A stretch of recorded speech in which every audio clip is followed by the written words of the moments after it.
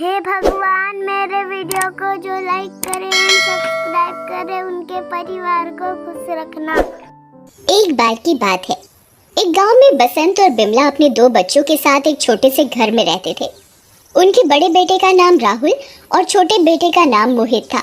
बसंत अपने दोनों बच्चों को बहुत प्यार करता था, पर बिमला दोनों में फर्क करती थी। वो अपने बड़े बेटे राहुल को हमेशा डांटती रहती थी और छोटे बेटे मोहित को बहुत प्यार करती थी। बसंत अक्सर काम के सिलसिले में शहर आता जाता रहता था। एक दिन बसंत कुछ दिनों के लिए शहर जा रहा होता है। पापा पापा पापा मुझे छोड़कर मत जाओ, पापा मुझे छोड़कर मत जाओ। चल दूर हट, क्या हर वक्त पापा पापा करता रहता है? वो काम से जा रहे हैं, उनको जाने दे। क्या है बिमला, तुम हमेशा राहुल के साथ ऐसा बर्ताव क्यों करती हो? अब मैं कुछ दिनों के लिए बाहर जा रहा हूँ, तो मेरे पीछे से तुम दोनों बच्चों का ठीक से ख्याल रखना। अगली सुबह राहुल और मोहित स्कूल के लिए तैयार होकर नाश्ता करने किचन में आते हैं। राहुल, तुझे स्कूल जाने की कोई जरूरत नहीं है, समझा? घर में मुझे आज बहुत सारे काम हैं, तो तू घर रहकर मेरी मदद कर। माँ, आज मेरा स्कूल में टेस्ट है, अगर मैं नहीं गया तो कल मुझे बहुत डांट पड़ेगी। मैं वो सब नहीं जानती, मेरे साथ बहस मत कर और चुपचाप घर के कामों में मेरी मदद करवा। ठीक है माँ, जैसा आप बोलो। मोहित और राहुल नाश्ता करने बैठ जाते हैं। बिमला मोहित की प्लेट में तो आलू पूरी रखती है, पर राहुल को रात की एक बासी रोटी दे देती है। माँ, भैया को भी आलू पूरी दे दो। ये पहले ही खा खा कर इतना मोटा हो रहा है, आलू पूरी खाएगा तो और मोटा हो जाएगा। मैं तुझे कब से बाहर ढूंढ रही हूँ और तू यहाँ मजे से आराम फरमा रहा है। नहीं माँ, मैं बस अभी आया था, मैं बहुत थक गया था, इसीलिए यहाँ आकर लेट गया। ये बहाने किसी और को सुनाइयो। चल अब जल्दी उठ और जाकर कुएं से पानी भर कर लेकर आ। अब तो अंधेरा होने वाला है माँ। तो क्या हुआ, तुझे कोई खा नहीं जाएगा। अब जा जल्दी, घर में पानी की एक बूंद भी नहीं है, मुझे खाना भी बनाना है। बिमला राहुल को एक बड़ा सा मटका थमा देती है और पानी भरने के लिए कुएं पर भेज देती है। राहुल कुएं से पानी भर कर एक पीपल के पेड़ के नीचे आराम करने लगता है। राहुल इतना थका हुआ था कि पल भर में ही उसकी आंख लग जाती है और वो वहीं सो जाता है। थोड़ी ही देर में अंधेरा हो जाता है, पर राहुल अभी भी गहरी नींद में सो रहा होता है। उस पीपल के पेड़ पर एक चुड़ैल रहती थी जो बहुत बुरी तरह से जली हुई थी। वो चुड़ैल दिन में तो किसी को परेशान नहीं करती थी, पर रात को जो भी उस पेड़ के पास से गुजरता था वो उसे खा जाती थी। रात को जब वो चुड़ैल नींद से जागती है तो राहुल को नीचे सोते हुए देखती है। चुड़ैल उड़ते हुए राहुल के पास जाती है। मेरा आज का खाना, इस बच्चे को खाकर तो मुझे बहुत मजा आएगा।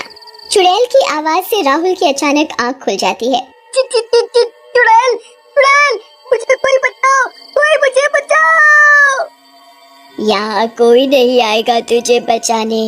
अब तो मेरा शिकार है, मैं तुझे खाकर अपना पेट भरूंगी। चुड़ैल, मुझे मुझे कोई बचाओ, मुझे कोई बचाओ, बचाओ बचाओ। मुझे जाने दो, मुझे अपने घर जाना है, मुझे अपने घर जाना है, मुझे जाने दो।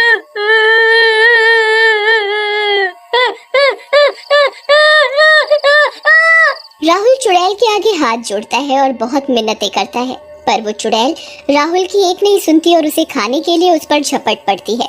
मैं तुझे कहाँ से खाना शुरू करूँ? ऐसा करती हूँ, पहले मैं तेरा हाथ खाती हूँ। चुड़ैल जैसे ही राहुल को खाने के लिए उसका हाथ पकड़ती है, उसे राहुल के हाथ पर एक अजीब सा जले का निशान दिखता है। ये निशान कैसे पड़ा तेरे हाथ पर? पापा बताते हैं कि जब मैं बहुत छोटा था तब दिवाली वाले दिन घर में आग लग गई थी और उसमें मेरा ये हाथ जल गया। तेरा नाम क्या है और तेरे बाप का नाम क्या है? मेरा नाम राहुल है और मेरे पापा का नाम बसंत है। तू मेरा बेटा राहुल है, मेरा प्यारा बेटा, मेरा राहुल। मैं शीला हूँ, तेरी माँ। ये तुम क्या बोल रही हो? मैं एक चुड़ैल का बेटा कैसे हो सकता हूँ? मेरी माँ का नाम तो बिमला है। नहीं राहुल बेटा, तुम मेरे ही बेटे हो, मैं तुमको सब बताती हूँ। तुम उस वक्त बस 2 साल के थे, दिवाली की रात थी। मैंने पूरे घर में दिए जलाए हुए थे, तुम्हारे पापा दुकान से मिठाई लेने गए हुए थे। मैं तुम्हें घर में सोते हुए छोड़कर बाहर आंगन में दिए रखने गई थी। मैंने अचानक देखा कि घर के अंदर से धुआं आ रहा है। मैं जल्दी से भागकर अंदर गई। पूरे घर में आग फैली हुई थी, तुम्हारे पालने के चारों तरफ आग थी। तुम रो रो कर मुझे बुला रहे थे। मुझे उस वक्त कुछ समझ में नहीं आया और मैं तुमको बचाने के लिए आग में घुस गई। मैंने तुमको गोद में उठाया और बाहर भागी। मेरी साड़ी में आग लग चुकी थी। हमारे घर के बाहर भीड़ लगी हुई थी। मैंने जल्दी से तुमको किसी की गोद में पकड़ाया। मेरे पूरे शरीर में आग लग चुकी थी। मुझ पर लोगों ने पानी डाला पर मैं इतनी बुरी तरह से जल गई थी कि मैंने वहीं दम तोड़ दिया। तुम्हारा हाथ भी उसी आग में जल गया था। मैं सच बोल रही हूँ बेटा, मेरा यकीन करो। अगर मेरी माँ तुम हो तो वो जो घर में है वो कौन है? वो तुम्हारी दूसरी माँ है। मेरे मरने के बाद तुम्हारे पापा ने दूसरी शादी कर ली थी ताकि तुम्हारी अच्छे से परवरिश हो सके। पर वो तो बहुत बुरी है, मुझे बहुत मारती है, हर वक्त डांटती रहती है, मुझसे पूरा दिन काम करवाती है और मुझे ठीक से खाना भी नहीं देती। अच्छा, उसकी इतनी हिम्मत, वो मेरे बेटे को दुखी करेगी? उसे तो अब मैं बताऊंगी। चल घर चलकर उसकी खबर लेते हैं। राहुल अपना मटका उठाता है और चुड़ैल के साथ अपने घर वापस आ जाता है। दरवाजा खोलो माँ, दरवाजा खोलो माँ। इतनी रात हो गई, तू अब आया है? कहाँ था इतनी देर से? माँ, वो मैं थक कर एक पेड़ के नीचे बैठ गया था और मेरी आँख लग गई। अच्छा, तो नवाब बाहर जाकर आराम फरमा रहा था। अब तो तुझे खाने में बस बासी रोटी ही मिलेगी, तभी तुझे अकल आएगी। अब चल जल्दी अंदर जा और ये मटका रसोई में रख दे। मैं भी देखती हूँ कि तू मेरे बेटे को कैसे भूखा रखेगी। बिमला रसोई में बढ़िया बढ़िया पकवान बनाती है। मोहित बेटा जल्दी आ, देख मैंने आज सब कुछ तेरी पसंद का बनाया है। मोहित रसोई में आकर बैठ जाता है। राहुल भी बिमला की आवाज सुनकर मोहित के पास जाकर बैठ जाता है। चुड़ैल राहुल के पास खड़ी होती है। बिमला मोहित की थाली में बढ़िया बढ़िया पकवान परोसती है और राहुल की थाली में बासी रोटी के बचे कुचे टुकड़े डाल देती है। चुड़ैल को राहुल के साथ ये सब देख बहुत गुस्सा आ जाता है। वो एक इशारा करती है और मोहित की थाली के सारे पकवान उड़कर राहुल की थाली में आ जाते हैं। ये सब देखकर बिमला और मोहित की आंखें फटी की फटी रह जाती हैं। ये क्या हो रहा है? ये खाना अपने आप कैसे उड़ सकता है? बिमला और मोहित डर कर रसोई से भाग जाते हैं। देखा कैसे डर कर भाग गए दोनों। अब इनको पता चलेगा कि भूखे पेट कैसे सोया जाता है। तू आराम से पेट भर कर खा। चुड़ैल राहुल को अपने हाथों से खाना खिलाती है। बहुत दिन बाद राहुल इतना अच्छा खाना खाता है कि खाना खाते ही उसे नींद आने लगती है। चुड़ैल जादू से राहुल के लिए बढ़िया सा बिस्तर बिछा देती है और राहुल पल भर में सो जाता है। चुड़ैल राहुल को सुलाकर बिमला के कमरे में जाती है और वो जाकर देखती है कि बिमला और मोहित भूख की वजह से ठीक से सो नहीं पा रहे। अब आया ना मजा? बढ़िया ही मेरे बेटे को बासी रोटी देने वाली, तुझे तो मैं बताती हूँ। चुड़ैल एक इशारे से बिमला और मोहित के बिस्तर को चींटी से भर देती है। मोहित बुरी तरह चिल्लाने लगता है। माँ, ये इतनी सारी चींटियां कहाँ से आ गई? इनको भगाओ माँ। मोहित और बिमला पूरी रात चींटियों की वजह से सो नहीं पाते और उनको ऐसे ही खुजाते खुजाते सुबह होती है। चुड़ैल मोहित और बिमला का जीना हराम कर देती है और ऐसे ही बहुत दिन गुजर जाते हैं। एक सुबह जब बिमला उठती है, राहुल चल जल्दी उठ। हाँ माँ, बस उठ गया।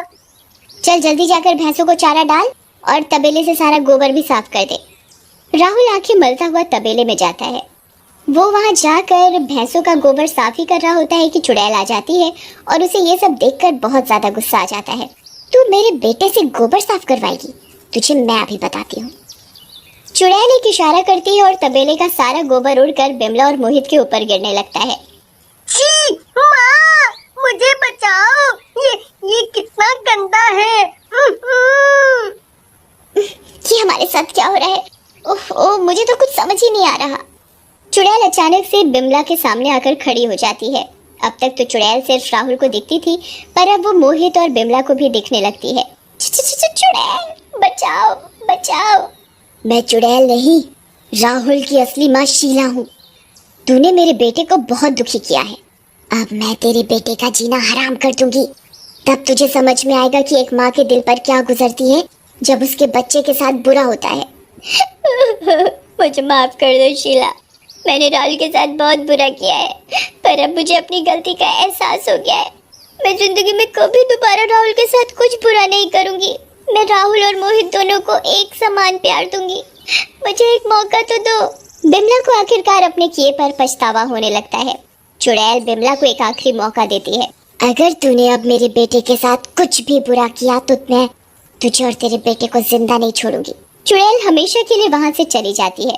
बिमला राहुल को मोहित जितना प्यार करने लगती है और पूरा परिवार हंसी खुशी रहने लगता है।